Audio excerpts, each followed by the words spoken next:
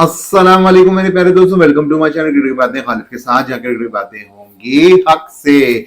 तो आज हुआ पीएसएल 10th का ड्राफ्ट 2025 और बहुत ज़बरदस्त रहा। और सबसे अच्छा ड्राफ्ट जो है वो ये वाला रहा, क्योंकि इससे पहले जितने भी ड्राफ्ट हुए उसमें हमारे पास कोई इतना अच्छा जो है वो प्लेयर पूल नहीं था। लेकिन इस दफ़ा जो आईपीएल से ठुकराए हुए रिजेक्टेड माल जो है वो पाकिस्तान सुपर लीग में आया, लेकिन हमारे लिए तो वो भी जो है वो सोने से कम नहीं है। तो सबसे पहले जो है वो शुरू करते हैं पीएसएल के ड्राफ्ट के जो मेन पिक्स हैं, और मैं आपको डिटेल में बताऊंगा कि किस टीम ने क्या क्या पिक किया, किस तरीके से पिक किया और किस तरीके से जो है वो अपने आप को जो है वो अच्छे प्लेयर्स जो है लेने में उन लोगों ने पूरी हिम्मत की और मदद की।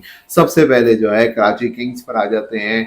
कराची किंग्स ने जो है सबसे बड़ा प्लेयर इस पूल में जितने भी थे ड्राफ्ट में, सबसे बड़ा प्लेयर डेविड वार्नर ही था, उसको प्लेटिनियम कैटेगरी में खरीदा। और कराची किंग्स के लिए जो पिछले बहुत सारे सालों से बहुत सारे पीएसएल के एडिशंस में बिल्कुल ही घटिया, बेकार, बिल्कुल बिल्कुल ही जितना भी आप बेकार बोल सके, जितने भी नीचे लगी हुई थी, बिल्कुल ही जमीन बोस हुई भी थी, निस्तो नाबूद हुई भी थी, अब जाके शायद इस डेविड वार्नर इस टीम में जान डाल दे और अपनी परफॉर्मेंस से अभी भी वो बिग बैश में बहुत अच्छी परफॉर्मेंस कर रहा है, टॉप स्कोरर बना हुआ है, 140 प्लस का स्ट्राइक रेट है। तो क्या पता पाकिस्तान में आके, और वैसे भी पाकिस्तानी बॉलर्स को पसंद है, जब भी हमारे मैचेस हुए हैं डेविड वार्नर ने हमें, चाहे टेस्ट मैचेस हो, टी20 ओडीआई हो, मार मार के बिल्कुल भकस निकाला है हमारे बॉलर्स का। तो ये बहुत अच्छा पिक था कराची किंग के लिए। तो दूसरा जो इनकी जो है वो मैंने सब कुछ लिख के रखा है, तो मैं आपको जो है वो पढ़ के बताऊंगा, क्योंकि इतने सारे प्लेयर्स हैं तो याद रखना थोड़ा मुश्किल होता है, तो मैंने सब लिखा हुआ है।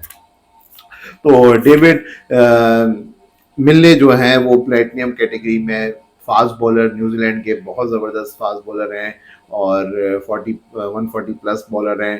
तो पाकिस्तानी कंडीशन में वैसे भी फ्लैट होती हैं, तो ये काफ़ी जो है यूजफुल साबित हो सकते हैं। प्लेटिनियम कैटेगरी में लिया गया है। अब्बास अफरीदी की तो चांदी हो गई। अब्बास अफरीदी को वाइल्ड कार्ड में प्लेटिनियम कैटेगरी में खरीद लिया। तो मुझे तो नहीं लगता कि platinum category Abbas Afridi deserve करते हैं, क्योंकि इन्होंने इतने मैचेस नहीं खेले हुए और इतना कोई हाइप भी नहीं है इनका, कोई इतने बड़े मैचेस भी नहीं जितवाए हुए, लेकिन प्लेटिनियम कैटेगरी में इनको जो है वो कराची किंग्स ने उठाया है, पिक किया है। तो अब देखते हैं इनकी परफॉर्मेंस क्या रहती है। खुशदिल शाह को जो है वो डायमंड में बहुत अच्छी पिक है, डायमंड में लिया गया है। लितिन दास एक और अच्छी पिक है, बांग्लादेश के विकेट कीपर, अच्छे बैटर हैं, वो सिल्वर में है। मीर हमजा, पता नहीं मीर हमजा टेस्ट मैचेस में परफॉर्म नहीं कर रहे, तो टी20 में क्या परफॉर्म करेंगे। ये बिल्कुल ही बेसलेस और बिल्कुल ही यूजलेस पिक था। और रियाजुल्लाह को इमर्जिंग में उठाया है। फवाद अली इमर्जिंग में, ये इनके टैलेंट हंट के प्लेयर हैं। और केन विलियमसन, वार्नर और केन विलियमसन जैसे सनराइजर में थे, इधर भी जो है वो दोनों होंगे। लेकिन अब मुझे समझ में नहीं आ रहा केन विलियमसन करेंगे क्या, क्योंकि वो टी20 प्लेयर तो मेरे हिसाब से नहीं है, मेरी बुक में नहीं है। वो बाबर आजम जैसे प्लेयर हैं, आपको एक मतलब एक मैच बना सकते हैं लेकिन जितवा नहीं सकते। तो अब देखते हैं क्या करते हैं कराची किंग वाले। फिर मोहम्मद नबी को भी उन्होंने लिया है सप्लीमेंट्री में, और उमैन बिन यूसुफ को भी और मिर्जा को भी। तो कराची की इस दफ़ा की पिक्स बहुत अच्छी हैं और लगता है कि इस दफ़ा जो है वो लास्ट में तो फिनिश नहीं करेंगे लोग।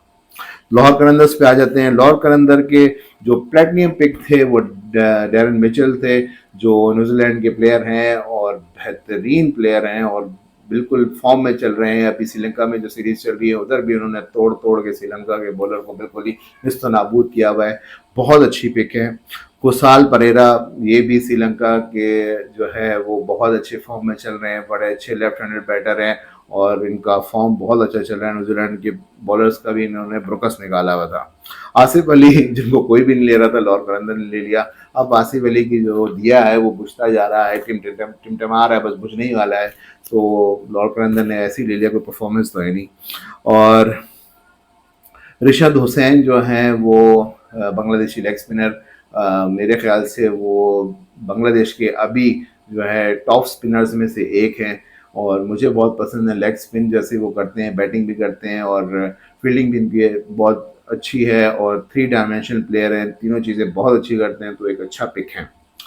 और मोहम्मद इखलाक कोई ख़ास ये भी सिल्वर कैटेगरी में कोई ख़ास परफॉर्मेंस नहीं, कोई चीज़ ऐसा कुछ है नहीं जो उनको पिक किया जाए, लेकिन फिर भी लॉर्कर अहमद ने पिक कर लिया। आसिफ अफरीदी को सिर्फ अफरीदी होने की वजह से मुझे लग रहा है पिक किया, क्योंकि शाहीन अफरीदी भी अफरीदी हैं, ये भी अफरीदी हैं, तो शायद कोई कनेक्शन हो, वरना तो ये तो 40 साल से भी ऊपर के प्लेयर हैं और इनका तो दिया बुझ ही गया है, करियर तो ख़त्म ही होने वाला है, बिल्कुल लेट स्टेजेस हैं, रिटायरमेंट का अनाउंस करने ही वाले थे, इन्होंने पिक कर लिया, तो ये भी अजीब सही फजूल पिक है। मोमिन जो है इमर्जिंग में उठाया गया है और मोहम्मद आजेब जो हैं वो भी इमर्जिंग में उठाए हैं, पिक किया गया है। टॉम करन को सप्लीमेंट्री में उठाया गया, टॉम करन एक अच्छी पिक है, अच्छे ऑलराउंडर हैं। सैम बिलिंग्स वैसे भी लाहौर कलंदर की तरफ से खेलते रहे हैं, उन्होंने फिर उनको पिक कर लिया और सलमान अली को भी जो है उन्होंने सप्लीमेंट्री में लिया है और मोहम्मद नईम को भी सप्लीमेंट्री में लिया है। तो लाहौर कलंदर का जो स्क्वाड है वो बेहतर है, लेकिन अब देखते हैं ये कैसे शेप इन होता है। जब स्क्वाड्स में मैं बात करूंगा, पूरी पीएसएल की जितनी भी टीम्स हैं उन सब के जो है स्क्वाड्स पे बात होगी, तो उसमें फिर उनकी बात करेंगे।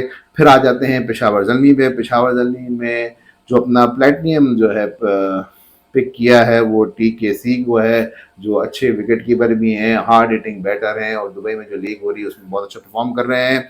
और कॉर्बिन बॉश को डायमंड में रखा है, जिन्होंने साउथ अफ्रीका के ऑलराउंडर हैं, इन्होंने जो है हमें टेस्ट मैच जो है पहला सेंचुरियन में हराया था, तो इनकी वजह से हमारे तो ये हमें भूलेंगे नहीं, अभी फिलहाल तो याददाश्त में सब पाकिस्तानी क्रिकेट फैंस के यादों में ज़रूर होंगे ये, और एक अच्छा पिक हैं, अच्छे ऑलराउंडर हैं, अच्छे हिटर हैं। मोहम्मद अली जो है वो अच्छे जो हैं वो डोमेस्टिक उनका अच्छा जा रहा सीज़न, अभी चैंपियंस कप में T20 में अच्छी परफॉर्मेंस थी, लीडिंग विकेट टेकर थे और शायद प्लेयर ऑफ द टूर्नामेंट भी थे। नजीबुल्लाह ज़ादरान सिल्वर कैटेगरी में उठाया। मैक्स ब्रांड ये भी सिल्वर कैटेगरी में, ये बिग बैच में बहुत तेज़ खेल रहे हैं और 160 प्लस का एक्स्ट्रा रेट है, तो देखते हैं क्या करते हैं। और माँ सदाकत इमर्जिंग में पेशावर में उठाया और बहुत अच्छे प्लेयर हैं और ये अच्छे इमर्जिंग प्लेयर हैं, ये अपकमिंग अच्छे लेफ्ट हैंडेड बैटर हैं, ओपनिंग बैटर हैं और ये पाकिस्तान को आगे चल के भी बहुत अच्छा सर्व करेंगे। अज़ारी जोसेफ को सप्लीमेंट्री में उठाया गया, अच्छे बॉलर हैं। और अहमद दानियाल ऑलराउंडर बहुत अच्छे हैं, उनको भी सप्लीमेंट्री में उठाया गया है। अब आ जाते हैं क्वेटा पे। क्वेटा का सबसे पहला प्लेटिनियम पिक थे मार्क चैपमैन, और पाकिस्तान तो इनको कभी नहीं भूल सकता। पाकिस्तान की जो है सॉइल पे इन्होंने इतने रन्स मारे हैं, कहीं नहीं मारे अपनी ज़िंदगी में, किसी भी ग्राउंड पे इतने रन नहीं मारे जितने इन्होंने पाकिस्तान में और पाकिस्तानी प्लेयर्स को मारे।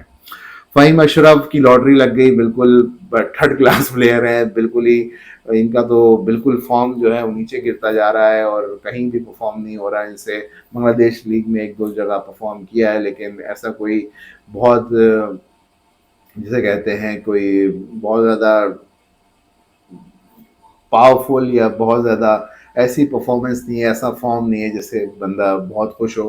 तो ये बहुत लकी है मेरे ख्याल से जो इनको प्लेटिनियम में उठाया है कोयटा ग्लैडिएटर्स ने। फिल एलन बहुत तगड़े बैटर हैं, बहुत तगड़े बैटर हैं, ये इन्होंने तो बहुत कूटा था जब हमारी वो सीरीज़ हुई थी, याद रहेगा पाकिस्तानियों को। हसीबुल्ला के साथ अच्छा हुआ कि वो पेशावर ज़ल्मी से हट के कोयटा में आ गए।